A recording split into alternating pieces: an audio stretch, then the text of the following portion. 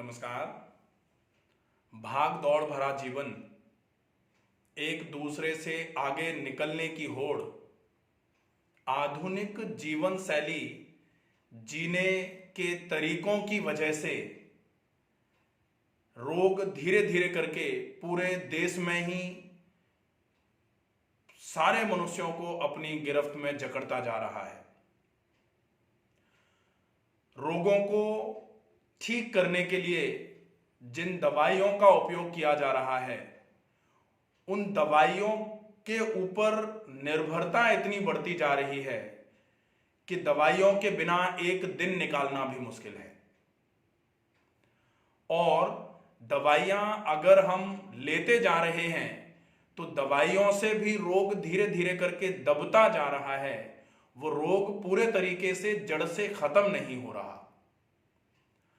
मैं डॉक्टर रमाकांत शर्मा, योग, प्राकृतिक चिकित्सा, प्राकृतिक जीवन शैली एवं आहार चिकित्सा विशेषज्ञ।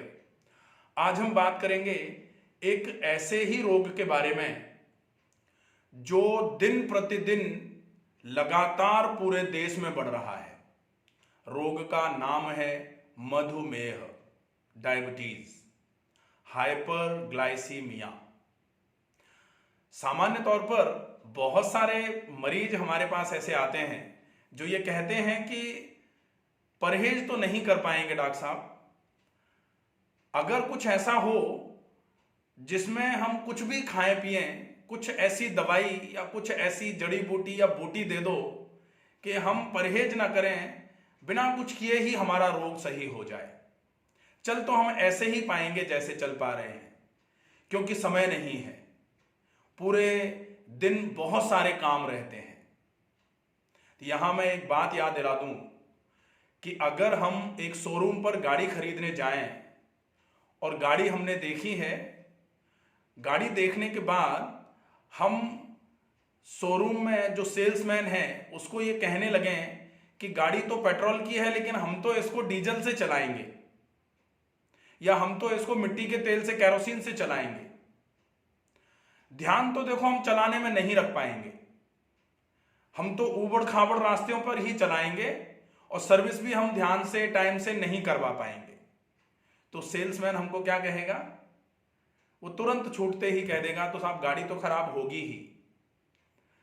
अगर हम गाड़ी के लिए ये चीज समझ सकते हैं कि समय पर सर्विस कराना, अगर सही रखनी है तो ठीक तरीके से उसको चलाना, और जिस चीज से चलने के लिए वो गाड़ी बनी है उसको चलाने के लिए उसी चीज का उपयोग करना। अगर डीजल की है तो डीजल से ही चलाई जाए, मिट्टी के तेल से डीजल की गाड़ी नहीं चलेगी।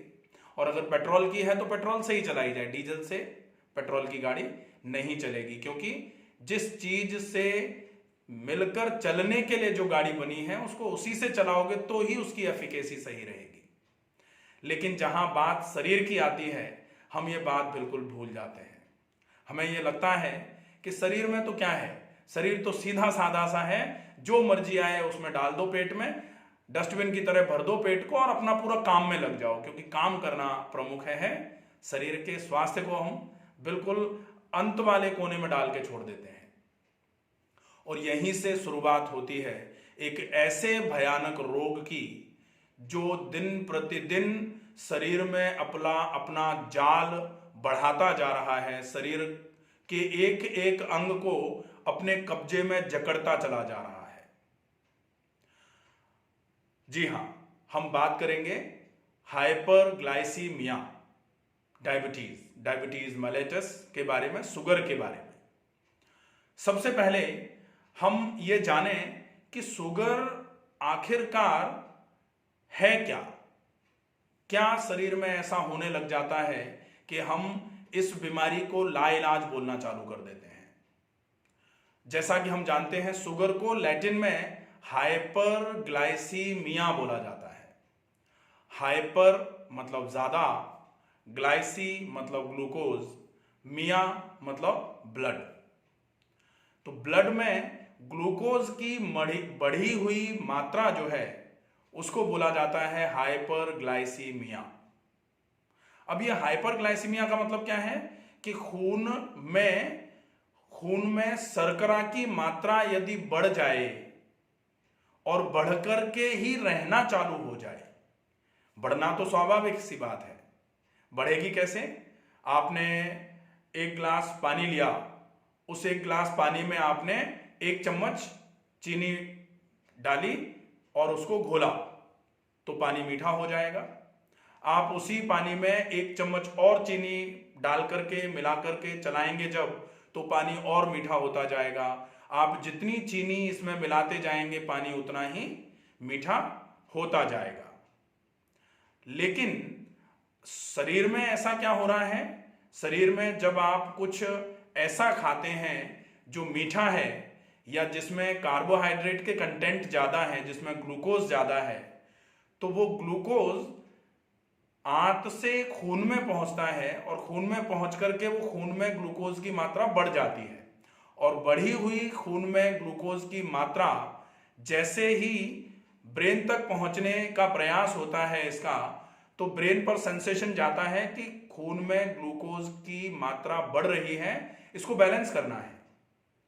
चूंकि हाइपोथैलेमस जो है वो मास्टर ऑफ मास्टर ग्लैंड बोला जाता है, प्रिंसिपल ग्लैंड है ये शरीर के हर कार्य प्रणाली पर अपनी पूरी नजर रखता है।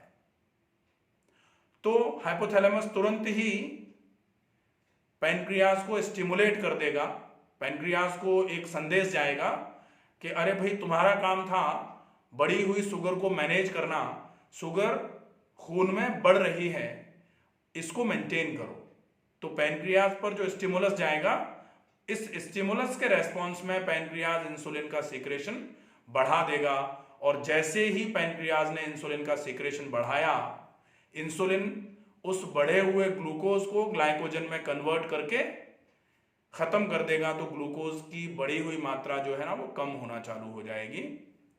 और जैसे जैसे इंसुलिन का सीक्रेशन बढ़ेगा ग्लूकोज की मात्रा कम हो जाएगी और जैसे ही नॉर्मल तक आएगी इंसुलिन का सीक्रेशन फिर से जो लगातार बढ़ने की टेंडेंसी थी वो कम हो जाएगी। तो शुगर की वैल्यू नॉर्मल पर मेंटेन होना चालू हो जाएगी। अब हम देखें कि शुगर फिर किसको कहते हैं। शुगर का मतलब है कि खून में तो शर्करा की मात्रा बढ़ी, शुगर की मात्रा बढ़ी, स्टिमुलस भी गया हाइपोथैलेमस तक, लेकिन हाइपोथैलेमस ने जो ऑर्डर पैनक्रियाज को दिया, पैनक्रियाज ने वो ऑर्डर मानने से मना कर दिया या किसी भी मजबूरी के बस में आकर के पैनक्रियाज वो ऑर्डर मान ही नहीं पा रहा है। पैनक्रियाज को क्या ऑर्डर मिला कि ज्यादा इंसुलिन निकालो, लेकिन पैनक्रियाज इंसुलिन निकाले तो तब जब पैनक्रियाज में कार्यक्षमता रहे। पैनक्रियाज की कार्यक्षमता जैसे ही कम होगी तो पैनक्रियाज में 2 टाइप के सेल्स होते हैं, एक अल्फा सेल और एक बीटा सेल। तो बीटा सेल्स जो हैं वो हमारे पैनक्रियाज के वो सेल्स होते हैं जो इंसुलिन सीक्रेशन करवाते हैं। तो इंसुलिन सीक्रेटिंग पैनक्रियाटिक सेल्स जो हैं वो अगर कमजोर पड़ जाते हैं, उनकी कार्यक्षमता कम होती है, तो फिर इंसुलिन के सीक्रेशन में कमी आना चालू हो जाती है। शुगर बढ़ी और उसको मेंटेन करने के लिए इंसुलिन का लेवल बढ़ अगर नहीं पाया तो फिर शुगर बढ़ी की बढ़ी ही रह जाना चालू हो जाएगी। फिर शुगर को कंट्रोल करने के लिए जो इंसुलिन का सीक्रेशन आना था वो नहीं आ पा रहा है, इसलिए खून में शुगर की मात्रा हमेशा ही बढ़ी रहना चालू हो जाएगी।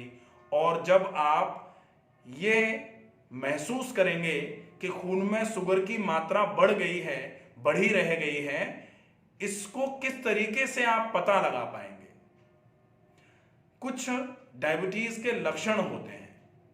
डायबिटीज के जो प्रमुख लक्षण हैं, कब हमें ऐसा महसूस होना चालू हो जाता है कि अब हमें शुगर चेक करवा लेनी चाहिए, या लक्षण हम डॉक्टर को बताते हैं तो डॉक्टर उनमें से समझ लेता है कि ये लक्षण तो शुगर के हो सकते हैं, शुगर चेक करो, और फिर हम शुगर चेक करते हैं तो पता लगा शुगर की वैल्यू ज्यादा आ रही है। ठीक है, तो कब हमें पता लगना चालू हो जाएगा कि ये लक्षण शुगर के हैं? कौन से लक्षण होंगे? सबसे पहला लक्षण होगा पॉलीयूरिया। पॉलीयूरिया का मतलब है बार बार अगर यूरिन आना चालू हो रहा है आपको, तो ये लक्षण हो सकता है आपके शुगर का। वैसे बार बार यूरिन प्रोस्टेट के केस में भी आता है, यूटीआई में भी आता है, लेकिन अगर आपको बार बार यूरिन आ रहा है तो ये एक लक्षण शुगर का भी है। आप शुगर चेक करके पहले कंफर्म कर लें कि कहीं शुगर तो नहीं बढ़ी हुई है। दूसरा, आपको बार बार भूख लगना चालू हो जाए, यदि पॉलीफेजिया। पॉलीफेजिया का मतलब है कि बार बार भूख लगेगी आपको। आपने खाना खाया है, थोड़ी देर बाद फिर भूख लग जाएगी, फिर खाना खाया है, थोड़ी देर बाद फिर भूख लग जाएगी। और मजे की बात यह है कि भूख तो खूब लग रही है, हम बार बार खाना खा रहे हैं, लेकिन साथ में हमारा अनयूजुअल वेट लॉस भी हो रहा है, मतलब हमारा वजन कम भी हुआ है। अगर शुगर हुई है तो महीने, सवा महीने, 1.5 महीने की हिस्ट्री में ही 2 से 3 किलो 4 किलो वजन भी जाएगा ही। वो होता है अनयूजुअल वेट लॉस। ठीक है। इसके बाद चूंकि बार बार यूरिन जाने की टेंडेंसी होती है, इसलिए बार बार प्यास भी लगती है, तो इसको बोलते हैं पॉलीपेप्सिया। बार बार पानी पीने की इच्छा करेगी। आप बार बार पानी पियोगे, फिर बार बार यूरिन जाओगे, फिर बार बार यूरिन जाओगे, फिर बार बार पानी पीना पड़ेगा, और भूख भी ज्यादा लग रही है, वजन भी कम होना चालू हो गया है। साथ में एक प्राइम लक्षण होता है जिसको बोला जाता है डिलेड वुंड हीलिंग। अगर कहीं चोट लग गई है तो उस चोट को भरने में ज्यादा समय लगना चालू हो जाएगा, क्योंकि अगर शुगर की वैल्यू ज्यादा है और शरीर के किसी भी भाग में चोट लगने की वजह से घाव हुआ है, तो उस घाव पर सूखना जो होता है, घाव का मैच्योरेशन की स्टेज जो होती है, वुंड हीलिंग जो होती है, वो डिले होना चालू हो जाएगी, क्योंकि खून में शुगर की मात्रा ज्यादा है। ठीक है। तो ये होते हैं कुछ लक्षण जो शुगर है या होने वाली है ये बताना चालू करते हैं। अब हम देखते हैं कि शुगर की सामान्य वैल्यू क्या होती है, शुगर का जो सामान्य स्तर है वो कितना होता है। तो शुगर के लिए 3 फॉलोअप होते हैं। एक तो है जिसको बोलते हैं फास्टिंग ब्लड शुगर, मतलब बिना कुछ खाए पिए शुगर कितनी आ रही है। दूसरा होता है खाने के 2 घंटे बाद वाली शुगर, और एक होता है रैंडम ब्लड शुगर। खाने के पहले वाली शुगर को बोलते हैं फास्टिंग ब्लड शुगर, FBS। खाने के 2 घंटे बाद जो शुगर होती है उसको बोलते हैं PPBS, post prandial blood sugar. और एक होती है, आप कभी भी चेक करो, खाना खाया है नहीं खाया है, चाय पी ली है, बिस्किट खा लिया है, आपने अंकुरित खा लिया है, आपने हर्बल टी ले ली है, या आपने फ्रूट्स खा लिए हैं, उस शुगर को बोलते हैं रैंडम ब्लड शुगर, रैंडमाइज्ड, कभी भी आपने ले ली। तो अब इनकी वैल्यूज जो है, फास्टिंग ब्लड शुगर अगर आपका 110 से नीचे नीचे आ रहा है, और ये 110 भी अगर आपने खून यहां से लेकर के लैब में टेस्ट करवाया है तब अगर 110 से नीचे आ रहा है तो आप नॉन डायबिटिक हैं। अगर वैल्यू 110 से ज्यादा आ रही है तो आप बॉर्डरलाइन डायबिटिक हैं, और अगर वैल्यू 126 को क्रॉस कर गई है तो आप डायबिटिक हैं। अब बारी आती है पोस्ट प्रैंडियल ब्लड शुगर की। खाने के 2 घंटे के बाद हमने शुगर चेक करी, और अगर वो शुगर आपकी 140 से ज्यादा आ रही है तो माना जाएगा कि ये आपकी पोस्ट प्रैंडियल में अगर 140 से ज्यादा आ रही है तो आप डायबिटिक हैं। रैंडम ब्लड शुगर जो है, ये रैंडम ब्लड शुगर भी अगर आपकी 100 से लेकर के 140 तक आ रही है तो नॉर्मल है, 140 से ज्यादा अगर आएगी तो फिर उसको डायबिटिक कंडीशन माना जाएगा। शुगर के लिए एक बहुत अच्छा फॉलोअप होता है। ये तो क्या है कि ये वैल्यूज घटती बढ़ती रहती हैं। आपने आज कुछ नहीं खाया, फिर फास्टिंग कल करोगे, कम आ जाएगी।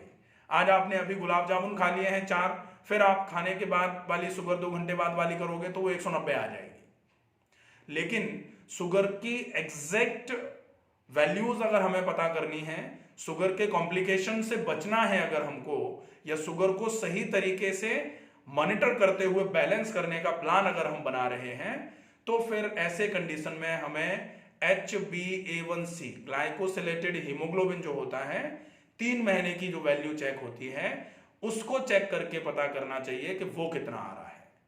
वो अगर 5.5 से नीचे है, 5 to 5.5 और 5.6 तक भी अगर आ रहा है तो आप माने कि ठीक ठाक है। अगर ये 5.5 से लेकर के 6 तक पहुंच रहा है तो आप ये मान लीजिए आपकी शुगर की वैल्यू जो है बॉर्डर लाइन को क्रॉस कर गई है, आप प्री डायबिटिक कंडीशन में है। अगर आप कुछ दवाई नहीं ले रहे हैं तो, और अगर आप शुगर की दवाई लेते हुए इसको 5.5 से 6 के बीच में रखे हुए हैं तो फिर प्री डायबिटिक नहीं माने जाएंगे, तो फिर आप डायबिटिक ही माने जाएंगे। ठीक है, तो इसको हमें कैसे भी करके 5.6 5.7 से नीचे नीचे रखना है। अगर हम डायबिटिक हैं और हमें कॉम्प्लिकेशंस से बचना है तो इसको हमें नीचे नीचे ही रखना है। ठीक है, तो ये तो हो जाती है वैल्यूज की बात। शुगर की परिभाषा हाइपरग्लाइसीमिया, ये होता वैल्यू कितनी होती है इसकी, और इसके लक्षण क्या क्या है ये आपको पता लगा। अब हम देखते हैं कि इसके मूल कारण क्या क्या है।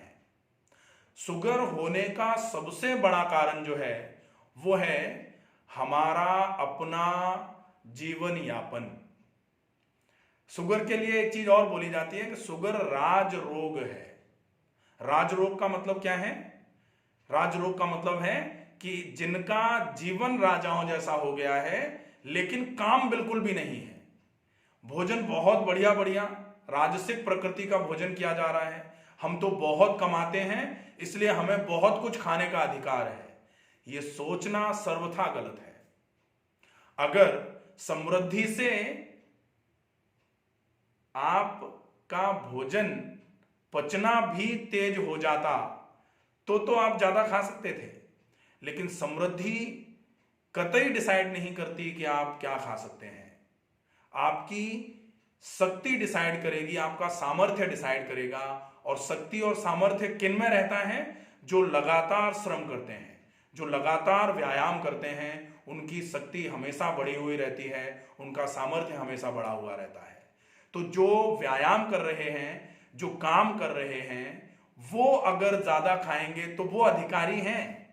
लेकिन जो काम नहीं कर रहे हैं, जो व्यायाम भी नहीं करते हैं, जो बिल्कुल भोग विलासिता का जीवन जी रहे हैं, जो पूरे दिन बैठे बैठे काम कर रहे हैं, जो केवल उंगलियां और दिमाग का उपयोग करते हुए पूरे दिन अपनी आजीविका कमा रहे हैं, जिनका पेट बैठे बैठे बढ़ना चालू हो गया है, ऐसी अवस्था में आप ये मान लें कि आप केवल उतना खाने के अधिकारी हैं जिससे आपकी सांस चले, आपका हृदय धड़कता रहे, आपके फेफड़े फैलते और सिकुड़ते रहें, आपकी आंखें देखती रहें, कान सुनते रहें, नाक सूंघती रहे, त्वचा महसूस करती रहे और आप थोड़ा बहुत बोलते रहें। इसके लिए जितना आवश्यक है केवल उतना ही आप खाने के अधिकारी हैं। और होता क्या है? होता जस्ट उल्टा है। जो बहुत मजदूरी कर रहा है, जो बहुत काम करता है, वो तो कम खा पाता है क्योंकि उसके पास समृद्धि नहीं है। उसके पास ज्यादा खाने के लिए, अच्छा खाने के लिए, घी खाने के लिए या बादाम खाने के लिए ज्यादा आजीविका ही नहीं है। लेकिन जिनके शरीर को आवश्यकता ही नहीं है क्योंकि वो श्रम ही नहीं कर रहे, भाई भोजन की आवश्यकता कब होती है? जब आप काम करके ऊर्जा को खर्च करते हैं, क्योंकि भोजन का मतलब ऊर्जा। और ऊर्जा जब आप खर्च, जैसे गाड़ी जब आप चला ही नहीं रहे हो तो उसमें रोज पेट्रोल डलवाने का क्या मतलब है? हम चलाएंगे रोज 1 किलोमीटर लेकिन पेट्रोल डलवाएंगे उसमें 20 लीटर रोज का, तो फिर फैलेगा। गाड़ी में फैलने की व्यवस्था है, गाड़ी की टंकी जो है ना वो रबर की तरह फैल नहीं सकती, तो गाड़ी में आप ज्यादा भरोगे तो फैल जाएगा। लेकिन हमारा पेट आमाशय जो है, हमारी आंतें जो है, सौभाग्य समझ लीजिए या दुर्भाग्य मान लीजिए इसको, ये बहुत खराब स्थिति है। हम लगातार नियमित रूप से जो व्यवस्था अपने शरीर के साथ दोहराते जा रहे हैं, ये बड़ी ही नुकसानदायक है। ठीक है, तो हमारी अपनी जीवन शैली रोग कारक है, इसलिए हमको राजाओं जैसी जीवन शैली जीने का अधिकार तो नहीं है। लेकिन अगर हम फिर भी जिएंगे तो निश्चित ही शुगर, लिवर की समस्याएं, हृदय से संबंधित समस्याएं, मस्तिष्क विकार हमको ही होंगे। ठीक है, तो इसमें आप ये विशेष रूप से ध्यान रखें कि गांव में बहुत ज्यादा काम करने वाले लोगों को शुगर की समस्या या राज रोग नहीं होते हैं, लेकिन गांव में भी जिनका बच्चा बहुत अच्छे स्तर पर काम करने लग गया, जो बाहर चला गया, आउट ऑफ कंट्री चले गए और कमा कमा के घर में दे रहे हैं दुनिया भर का, और उसके बाद फिर घर में जो श्रम और व्यायाम का प्रचलन था, क्योंकि काम तो है नहीं अब और श्रम है नहीं, व्यायाम करना नहीं है, तो फिर जो है वो राजाओं जैसे जीवन को जीने का अधिकार आपको नहीं देता। फिर आपको भोजन जो है वो बिल्कुल ऐसा करना चाहिए जिससे आपके शरीर में सिर्फ ऊर्जा की आपूर्ति हो, आपके शरीर में ऊर्जा का संग्रह नहीं हो। अगर ऊर्जा का संग्रह होगा तो निश्चित ही राज रोगों में पहला रोग जो है वो शुगर के रूप में आपके शरीर में आ जाएगा। ठीक है, अब हमें क्या करना है, हमें देखना है कि शुगर को मैनेज करने के लिए हम क्या कर सकते हैं।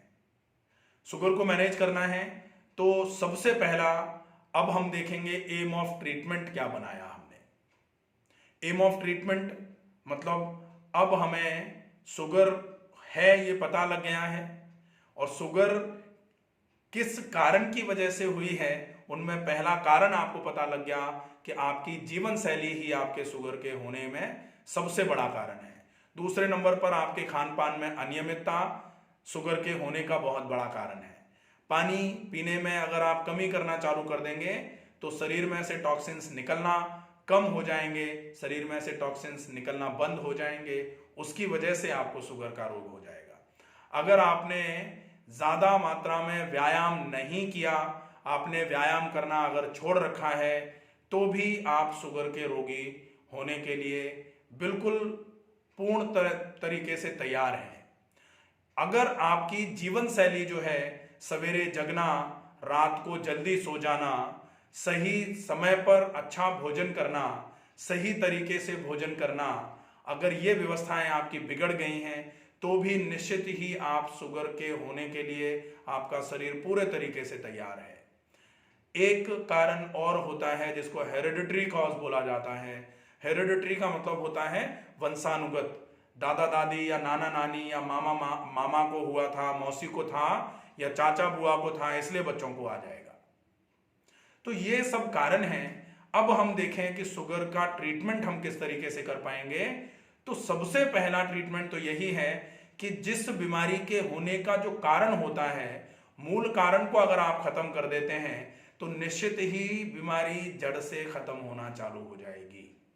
इसमें क्या करना है, आप अच्छे तरीके से व्यायाम करना चालू कर दीजिए, अच्छे तरीके से खाने में नियमन बना लीजिए।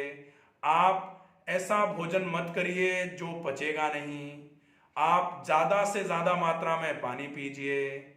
कैसे भी करके आप प्राणायाम या व्यायाम का नियम बनाना चालू कर दीजिए। अगर ऐसा लग रहा है आपको कि आपके जीवन में जीवन शैली जो है, दिनचर्या जो है वो बिगड़ रही है, तो आप उसको समय रहते सुधार लीजिए। क्योंकि अगर आपने दिनचर्या को नहीं सुधारा तो मान लीजिए कि आप बिल्कुल ठीक नहीं हो पाएंगे। लोग फिर ये कहने लग जाते हैं कि नहीं जी शुगर हो गई है, ये तो अब मरघट में ही जाएगी। ऐसा नहीं है।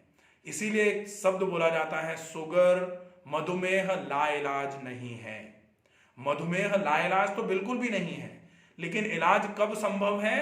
इलाज सिर्फ तब संभव है जब आप अच्छे तरीके से अपनी जीवन शैली को प्राकृतिक जीवन शैली पर शिफ्ट कर देंगे। शुगर का इलाज हो जाएगा और शुगर के लिए कुछ करने की जरूरत ही नहीं है।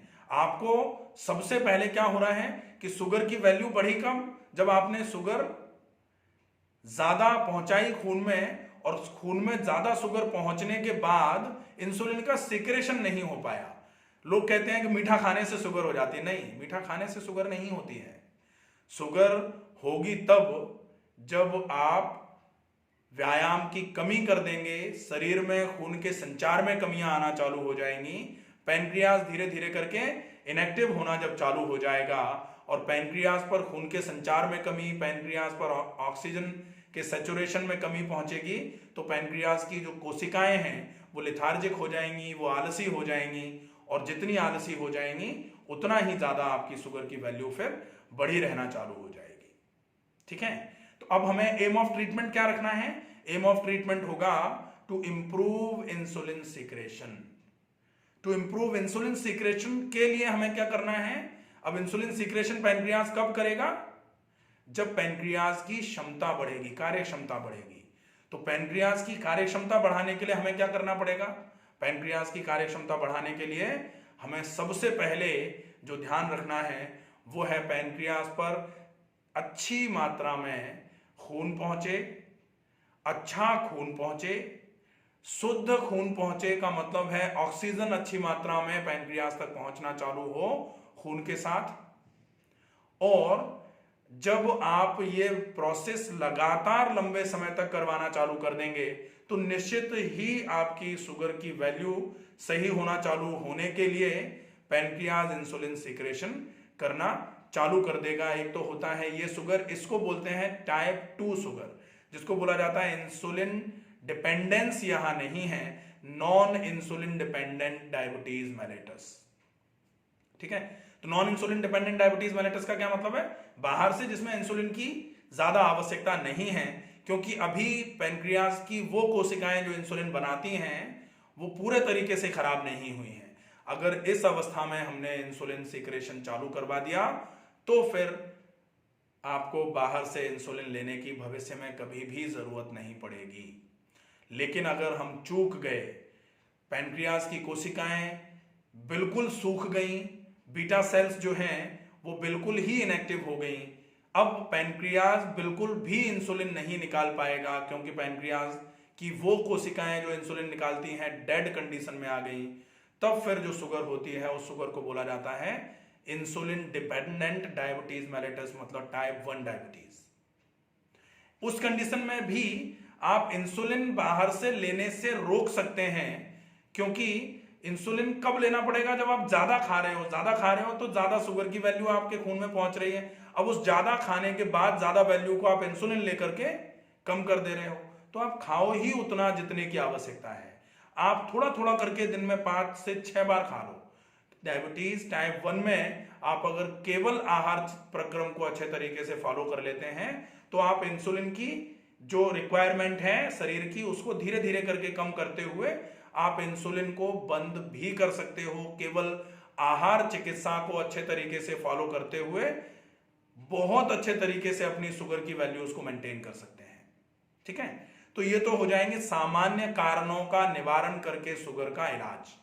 अब आते हैं हम शुगर के मूलभूत इलाज पर, जो सामान्य तौर पर लोग सुनना चाहते हैं, क्योंकि ये सब चीजें लोगों को ऐसा लगता है ये तो सब खराब था, इसका हमें क्या मतलब, हमें तो ये बता दो कि हम करेले का जूस पी लेंगे शुगर सही हो जाएगी। नहीं, ऐसा नहीं होता है, क्योंकि नुस्खे आपके लिए आप मैनेजमेंट का काम कर सकते हैं, जैसे दवाई करती है। लेकिन आपने अगर जीवन शैली को सुधार लिया, आपने अगर दिनचर्या को सुधार लिया, आपने अगर बीमारी होने के कारण को खत्म कर दिया, तो निश्चित ही आपकी समस्या जड़ से खत्म होगी। फिर आपको करेले के जूस को भी लेने की जरूरत नहीं पड़ेगी। लोग कहते हैं वो वाले बीज खा लो, ये वाला सूप पी लो, इस वाले रस को खा लो, उस वाले जड़ को पानी में मिला करके पी लो, या गिलोय लेने से सही हो जाती है शुगर, या हमारी तो एलोवेरा लेने से सही हो गई थी। ये सब बातें जो हैं ये सिर्फ हवा की बातें होती हैं। इनसे अगर आपको पूरा आराम पाना है शुगर में, तो फिर आपको मूल इलाज करने के लिए जीवन शैली में परिवर्तन करना ही पड़ेगा। अब वो मूलभूत 4 जो परिवर्तन है जीवन शैली के, वो आप कर दीजिए। आप 3 महीने में अपनी शुगर की वैल्यू बिल्कुल नॉर्मल के आसपास पाएंगे।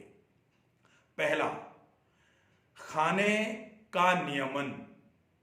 खाने में आपको अगर टाइप 2 डायबिटीज है तो आप सवेरे सवेरे जल्दी जागें, जागते ही 3 से 4 गिलास पानी पिएं। अगर आपका क्रेटिनिन नहीं बढ़ा हुआ है अभी तक तो 3 से 4 गिलास पानी पी सकते हैं। अगर क्रेटिनिन बढ़ जाए, किडनी में कोई समस्या आ जाएगी, तो फिर पानी का रेस्ट्रिक्शन आ जाता है। अच्छा, एक चीज विशेष ध्यान में रखने वाली है, बहुत सौभाग्यशाली होते हैं वो लोग जिनको पानी ज्यादा पीने का अवसर अभी भी मिला हुआ है, क्योंकि केवल पानी से ही सारे रोग खत्म हो सकते थे। लेकिन बहुत सारे लोग वो मौका अब खो चुके हैं, क्योंकि उनके किडनी में समस्या आ गई है, या उनके लिवर की वजह से पेट में पानी भरना चालू हो गया है, या फिर उनके फेफड़ों में पानी भर गया है, या फिर उनको हार्ट की ज़्यादा समस्या आ गई है। अब ऐसे पेशेंट्स ज़्यादा पानी का उपयोग कर ही नहीं सकते, और ज़्यादा पानी अपने आप में डिटॉक्सिफिकेशन कराने का बेस्ट तरीका था।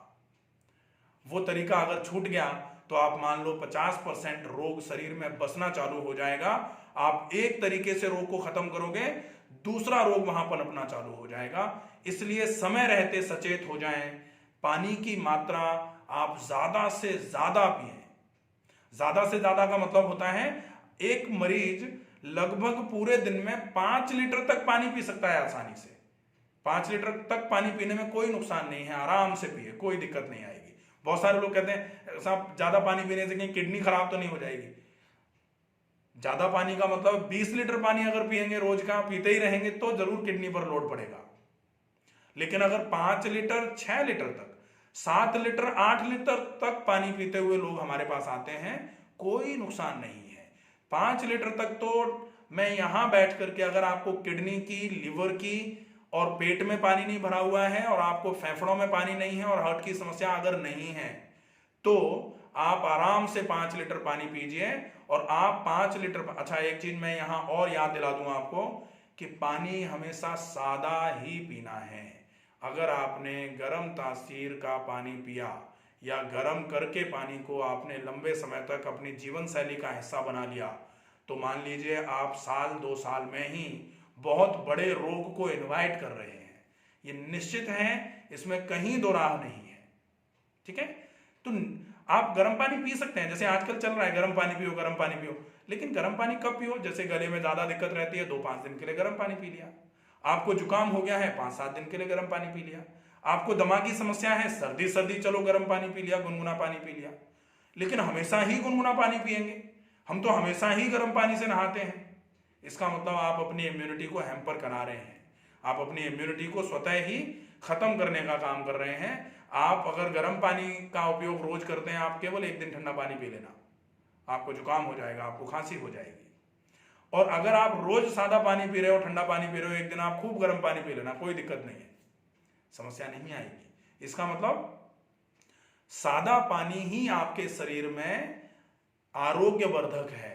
आरोग्य का मतलब रोग रोकने का काम करने वाला जो है वो सादा पानी ही है। टोन आपकी बॉडी को अच्छी मिलती रहेगी सादा पानी पीने से, बहुत अच्छा फायदा होगा। ठीक है, अब आप देखें खाने में आपने सवेरे सवेरे पानी पिया, 3 से 4 गिलास पानी पी करके 10 मिनट रुके, फिर मोशन गए, हाथ मुंह धोया, मंजन किया। उसके बाद आप सवेरे सवेरे अगर आपके घुटनों में और कमर में दर्द नहीं है तो 50 मिनट तेज गति से चलें। कोशिश करें 50 मिनट में 5 किलोमीटर पूरा हो जाए, बहुत अच्छा रहेगा। अब मैंने बोला कि घुटनों में और कमर में दर्द नहीं हो तो ही चल सकते हैं। तो अगर शुगर है तो जरूरी नहीं है कि घुटनों में दर्द होगा ही नहीं। शुगर के साथ अगर मान लीजिए घुटनों में दर्द है, और मान क्या लीजिए आजकल शुगर के साथ ज्यादातर लोगों को घुटनों में दर्द, कमर में दर्द, पेट की समस्याएं, बहुत सारी समस्याएं एक साथ हो रही हैं। तो फिर ऐसी कंडीशन में आपको अगर घुटनों में दर्द है या कमर में ज्यादा दर्द है तो आप ज्यादा देर चलने से अपने घुटने और कमर के दर्द को बढ़ा सकते हैं। इसलिए फिर आपको क्या करना पड़ेगा? तब फिर एक आसन होता है राजा रानी आसन। राजा रानी आसन मतलब सीधे लेट करके गर्दन दाएं, पैर बाएं, फिर पैर बाएं और गर्दन दाएं। आप इसको मरकट आसन बोलते हैं। ये इसी वाले YouTube चैनल पर आप सर्च करेंगे तो राजा रानी आसन या मरकट आसन के नाम से आपको मिल जाएगा। आप इस वाले आसन का 15 से 20 मिनट अभ्यास कर सकते हैं लगातार। यह भी आपको टहलने के समकक्ष ही फायदा देगा। आप अगर इसको 15 मिनट करते हैं तो आपको 45 मिनट टहलने का फायदा मिल जाएगा।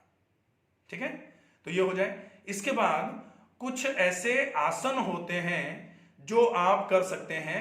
आसनों में बहुत अच्छे आसन जो शुगर के लिए है वो है, एक तो एक पाद पवन मुक्त आसन, दूसरा है आप अगर बैठ करके कर रहे हैं तो मंडूकासन, अगर आप बैठ करके कर रहे हैं तो शशांकासन, अगर आप पेट के बल लेट करके कर रहे हैं तो भुजंगासन, तिर्यक भुजंगासन। अच्छे आसन है ये भी। इसके साथ में आप योग मुद्रासन जो बोला जाता है, जिसको मंडूकासन बोलते हैं, वो आसन भी कर सकते हैं। अर्ध मत्स्येंद्रासन एक अच्छा आसन होता है।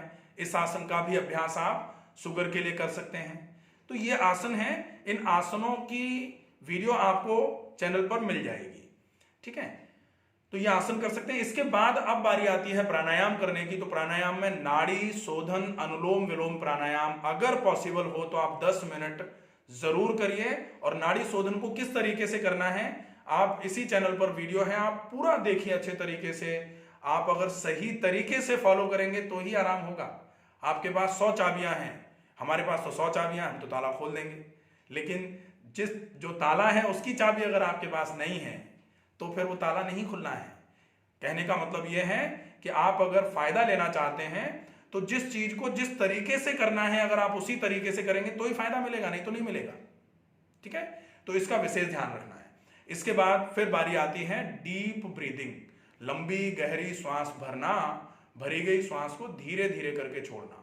अगर आप इसको लगभग 100 बार एक बार में दिन में 2 बार रिपीट कर सकते हैं तो मान लीजिए आपकी शुगर की वैल्यू बहुत अच्छे तरीके से कंट्रोल होना चालू हो जाएगी, ठीक है। ये व्यायाम हो जाएगा। व्यायाम करने के बाद थोड़ी देर का शवासन करके सीधे लेट के विश्राम करना है। उसके बाद आप अपना काम करेंगे। जो ब्रेकफास्ट है, नाश्ता जो है, उसमें आप थोड़ा सा वेजिटेबल दलिया या वेजिटेबल खिचड़ी ले सकते हैं। खिचड़ी में आप मूंग की दाल जो है वो थोड़ी ज्यादा मात्रा में और चावल थोड़े कम मात्रा में डलवा करके, खूब सारी सब्जियों की मात्रा डलवा करके 1 कटोरी आप नाश्ता ले सकते हैं, अच्छा रहेगा। अगर आपको एसिडिटी नहीं है तो फिर आप इस नाश्ते के साथ में करेले का जूस ले सकते हैं, क्योंकि करेले का जूस डायरेक्टली बहुत कड़वा होता है, तो ये बढ़े हुए शुगर के लेवल को कम करने का काम कर देता है। ग्रीन इंसुलिन बोला जाता है करेले का जूस, क्योंकि करेले में चैरेंटिन नाम का एक सब्सटेंस होता है। ये आपकी शुगर की वैल्यूज को जल्दी जल्दी करके कम करना चालू कर देता है। तो अगर एसिडिटी नहीं है तो ही, क्योंकि करेला बहुत ज्यादा एसिडोजेनिक है। अगर एसिडिटी रहती है तो करेले का जूस आपके एसिडिटी को बहुत बढ़ा देगा, ध्यान रखना है। तो अगर एसिडिटी नहीं है तो करेले का जूस ले सकते हैं।